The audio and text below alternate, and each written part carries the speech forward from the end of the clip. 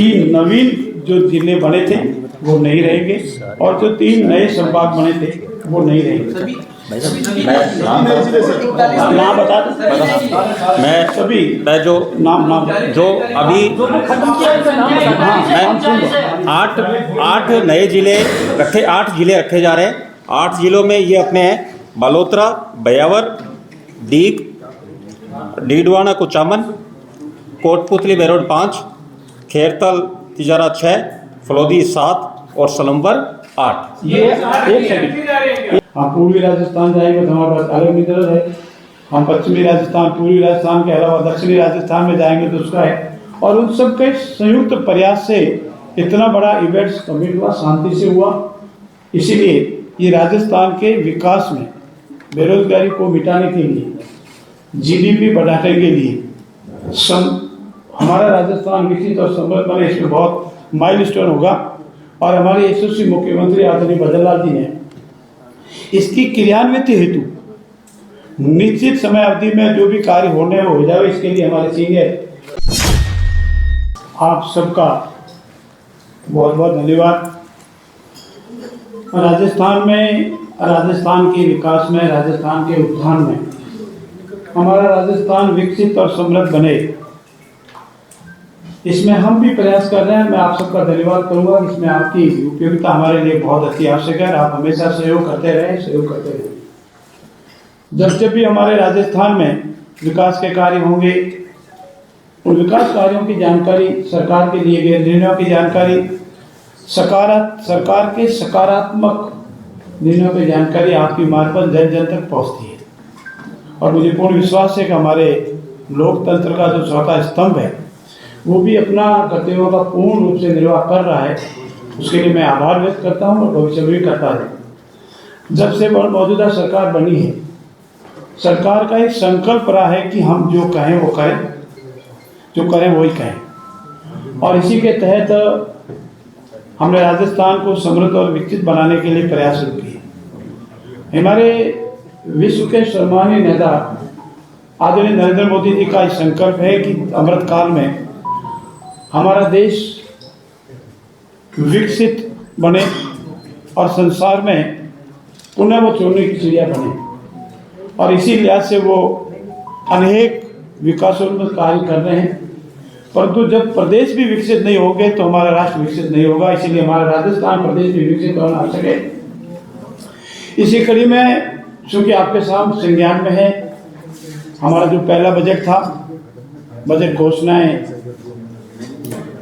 की क्रियान्विति, हर विधानसभा क्षेत्र में बजट का कोई न कोई महत्वपूर्ण कार्य, और साथ ही साथ जो संकल्प हमारे थे उनकी पूर्ति, और ये हमारा पहला फोकस था। और आज मैं आपके सामने नम्रता से निवेदन करूंगा कि हमें 45 से 50% जो हमारे संकल्प थे, उन संकल्पों को हमने पूरा किया है और जनता के सामने रखा है।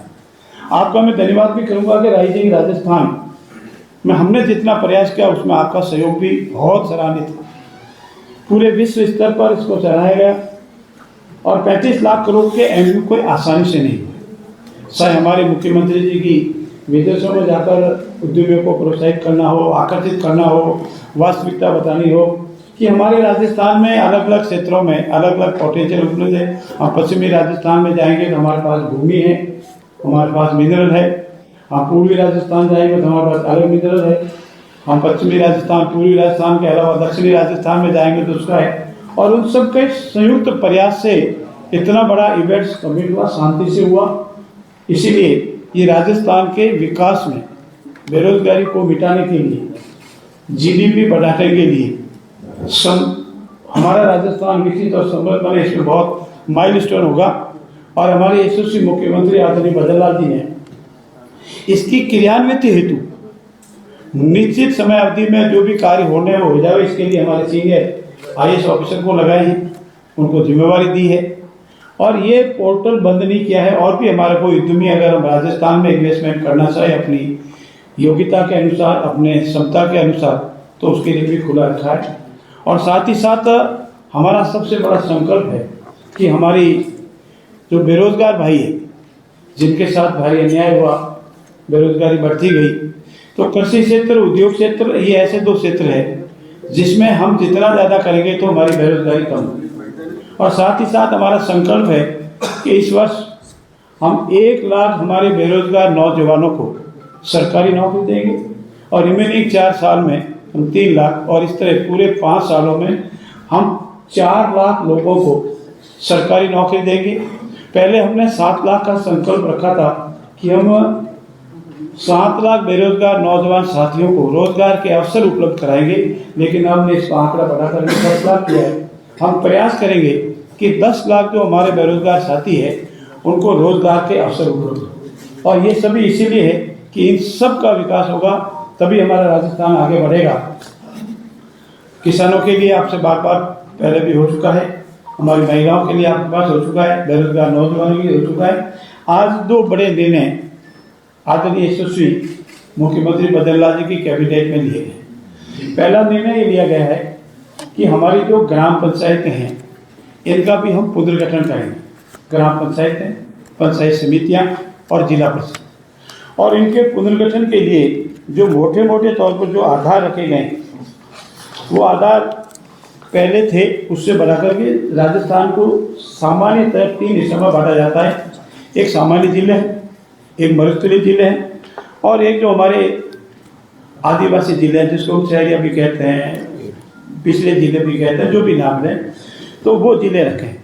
तो हमारे सामान्य जो है वो जनसंख्या 2019 में 4000 थी और अधिकतम 6500 थी, और इसमें अब हमने 4000 की जगह 3000 कर दिया है और 6500 की जगह 5500 कर दिया। और जो हमारे दूसरे जिले हैं सामान्य जिलों के अलावा, वहाँ न्यूनतम जनसंख्या 2000 और अधिकतम जनसंख्या 4000। तो मरुस्थलीय जिला दूर दूर होते हैं तो जनसंख्या इतनी नहीं मिलती है, जैसलमेर, बाड़मेर वगैरह वगैरह, या हमारे आदिवासी क्षेत्र में जो हमारे जिले होते हैं या हमारी ग्राम पंचायतें होती हैं उसमें जनसंख्या दूर दूर मिलती है।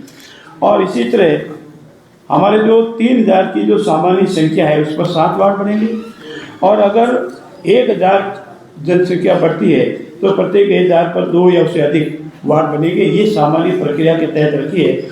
और हमारा ये भी निर्णय है कि हम धीरे धीरे कर इसकी एक निश्चित तारीख भी तय करेंगे। 20 दिन के अंदर अंदर जो भी अपने प्रस्ताव लाना चाहे वो प्रस्ताव जिला कलेक्टर के यहाँ पेश कर दें। जिला कलेक्टर उसको एग्जामिन करके 30 दिन के अंदर अंदर हमको सरकार को भेज दे। सरकार इसमें ड्राफ्ट जो भी प्राप्त होंगे उसकी सुनवाई और करेगी 10 दिन में, और 10 दिन के उपरांत सरकार अपनी कमेटी को भेज देगी और कमेटी इस पर निर्णय करके निर्णय करेगी। ये सामान्य प्रक्रिया है जो राजस्थान पंचायती राज में बताई हुई है। अब जहाँ तक पंचायत समिति का प्रश्न है, 2 लाख की जनसंख्या पर सामान्यतः एक पंचायत समिति है, और इस संख्या को हमने अभी भी 2 लाख ही रखा है। और एक पंचायत समिति में करीब 40 वार्ड ग्राम पंचायतें, पंचायत समिति का गठन करते हैं तो ग्राम पंचायतों को मिला करके एक पंचायत समिति बनती है। तो 40 रखी थी, पूर्व में भी सामान्य में 40 है, और नवसर्जित निकाय जो हमारे अब जो बनेंगे जिसमें जो हमारे सामान्य है उसमें 25, अब हमने जो तय किया है 40 के स्थान पर 25 ग्राम पंचायत अगर हो जाएगी तो वो पंचायत समिति बनने की योग्यता रखती है। पंचायत समिति बन सकती है, 2 से 8 ऊपर नीचे हो सकती है। और जहाँ तक हमारे जिला परिषद का विषय है, 4 लाख पर एक जिला परिषद है, और 1 लाख या उससे अधिक बढ़ने पर 2 अतिरिक्त वार्ड बढ़ सकेंगे। ये सामान्य प्रक्रिया में पंचायतों के पुनर्गठन की अधिसूचना नियमानुसार जारी होगी। ये तो पहला था। और दूसरा, आप सब इंतजार कर रहे हैं कि जिलों के पुनर्गठन का क्या होगा। मित्रों, हमारे राजस्थान 1956 में बना, और 1956 में बनने के उपरांत करीब लंबे समय तक सभी जिले हमारे यहाँ थे, और 56 के बाद 2023 तक इस कालावधि में, ये कालावधि करीब लंबी 67 ईयर्स होती है, इसमें 7 जिले नए बने। और पूर्ववर्ती सरकार ने अपने कार्यकाल के अंतिम चरण में, जिसका मैं अभी आपके सामने निवेदन भी करूँगा, 17 नवीन जिले, 3 नवीन संभाग की घोषणा की, और जिसके अधिसूचना 5 अगस्त 2023 को जारी की। आप सभी मित्र वाकिफ है कि हमारी जो पिछली बार ये जो घोषणा हुई थी चुनाव की आचार संहिता, इसके एक दिन बाद ही लग गई थी। तो आचार संहिता से 1 या 2 दिन पहले नवीन जिलों और नवीन संभाग बनाने की घोषणा व्यवहारिक नहीं थी, ठीक नहीं थी। और इसके मोटे मोटे जो कारण हमारी कमेटी ने प्राप्त किए, आपको जानकारी है कि हमारा संकल्प था कि व्यवहारिक रूप में जो जिले हैं, वित्तीय संसाधनों की उपलब्धता है कि नहीं है, प्रशासनिक आवश्यकता है कि नहीं है, कानून व्यवस्था उससे ठीक होगी कि नहीं होगी, और सांस्कृतिक सामंजस्य होगा कि नहीं, इत्यादि मोटे मोटे तौर पर ये बिंदु होते हैं। और इनको पूर्ण रूप से अनदेखा किया गया, जनसंख्या को अनदेखा किया गया। और आप पाएंगे कि सामान्यतः जनसंख्या अगर नेशनल एवरेज लें तो भी करीब 9 लाख के आसपास होती है, 9,50,000 के आसपास होती है। और अगर मरुस्थलीय जिले हैं, कुछ आदिवासी है तो 6 लाख, और बहुत ही कोई जैसे बहुत कई गंगटोक में चले जाए, बहुत छोटे छोटे हो तो 4 लाख, ये जनसंख्या का क्राइटेरिया है। और सामान्यतः 6 या 6 से ज़्यादा तहसीलें होनी चाहिए, या कोई और जैसे मैंने कहा शहरी क्षेत्र आदिवासी हो तो 6, और बहुत ही कोई हिंदुस्तान का बहुत छोटे छोटे हो तो 4 तहसील है। ये मोटा मोटा क्राइटेरिया है, इसमें कोई एक निश्चित मापदंड नहीं, लेकिन सामान्य एक क्राइटेरिया है। पूर्ववर्ती सरकार ने इनकी सबकी अनदेखी की। और आप देखेंगे कि 6 से कम, 6, 7, 8, 9, 6, 7, 8, 9 सामान्यतः तहसीलें होनी चाहिए। और अनेक जिले ऐसे आए जिनमें ये जनसंख्या नहीं थी। और बिना 3 बातें, मुख्य 4 बातें जो मुख्य रूप से मैं आपसे निवेदन करूंगा वो ये कि इतने जिले की आवश्यकता अगर होती, इसका परीक्षण किया जाता, वित्तीय संसाधनों की उपलब्धता की घोषणा की जाती, प्रशासनिक लवाजमा कहां से आएगा इतना एक साथ, उसका परीक्षण किया जाता, संभाग स्तरीय, जिला स्तरीय जो इंफ्रास्ट्रक्चर है, जिसको बिल्डिंग कहते हैं वगैरह, ऑफिस कहते हैं, वो बढ़ेगा कि नहीं बढ़ेगा, इन सब को अनदेखा किया। और 17 जिलों और 3 नव गठित पंचायत समिति संभागों की घोषणा की। और इसमें यह भी महत्वपूर्ण है कि इसमें न तो पद सृजित किए, न कार्यालय भवन की उपलब्धता को कोई सुनिश्चितता की, न विभागों हेतु बजट सुनिश्चित किए। तो जब आप पद सृजित नहीं कर रहे हो तो उस नवीन जिले में जाके कौन बैठेगा? अगर आप कार्यालय भवन की उपलब्धता नहीं है, उपलब्धता की व्यवस्था नहीं करो, टेम्परेरी करो, परमानेंट करो, जैसी भी है, तो कैसे होगा? विभागों हेतु बजट अगर सुनिश्चित नहीं करोगे तो कहाँ से आएगा? पूरे जितने भी जिले बने उसमें से सिर्फ 18 विभागों में पद सृजन की अधिसूचना की, बाकी किसी में नहीं दी गई। इसलिए हमारी सरकार ने आते ही एक तो हमारी मंत्रिमंडलीय उप समिति बनाई, और हमारी मंत्रिमंडलीय उप समिति ने पाया कि ये जिले व्यवहारिक नहीं, ये जिले जनहितार्थ नहीं, ये जिले राजस्थान सरकार या राजस्थान राज्य पर अनावश्यक भार डाल रहा है। हमारी कमेटी ने यह भी पाया कि इन जिलों की उपयोगिता बिल्कुल नहीं है, और बिना उपयोगिता, बिना संसाधनों के जिलों की घोषणा करना किसी भी रूप में ठीक नहीं है। जब 67 ईयर्स में 7 जिले बनते हैं तो 1 हफ्ते में, 2 हफ्ते में या 1 महीने में 17 जिले बनाना किसी तरह से उपयोगी नहीं है। इसलिए कमेटी की सहयोग हेतु, मंत्रिमंडलीय समिति की सहयोग हेतु हमने एक एक्सपर्ट कमेटी भी बनाई, और सेवानिवृत्त IAS डॉक्टर ललित के पवार की अध्यक्षता में कमेटी बनाई। उन्होंने पूरे नवीन जिलों में जाकर के नेशनल के जो मापदंड है उसको, तो अन्य प्रदेशों में जो जिले बने उनको पूरी तरह से एग्जामिन किया, और एग्जामिन करने के बाद उन्होंने भी ये रिपोर्ट दी कि नहीं, ये जो नवीन जिले बने हैं या नवीन संभाग बने हैं ये व्यवहारिक नहीं है, उचित नहीं है, राज्य के हित में नहीं है, उस जिले की जनता के हित में नहीं है। आमने सामने से भी नहीं है। अनेक जगह विरोध हुए हैं, हड़तालें हुए, धरना लगाए, इसीलिए उचित नहीं है। और इसीलिए सरकार ने ये निर्णय लिया है कि ये हमारी जो अविवेकपूर्ण निर्णय सरकार ने बजट के साथ साथ प्रशासनिक समस्याएं खड़ी कर दी। और यही नहीं, आमजन ने अपने कार्यों को पहले जिलों के अनुसार कोई लाभ भी नहीं मिल पा रहा है। ऐसी स्थिति में हमारी सरकार ने तमाम परेशानियों को ध्यान में रखते हुए इस संबंध में समीक्षा करने हेतु जो हमारी समिति बनाई थी, हमारी जो एक्सपर्ट कमेटी बनाई थी, उनकी जो रिपोर्ट आई, उनके आधार पर हमने तय किया है कि नवीन जिलों जो बनाए गए हैं उनको हम नहीं रखेंगे। उन जिलों की अभी आवश्यकता नहीं है। और जो हमारे 3 संभाग बने हैं उनकी भी आवश्यकता नहीं है।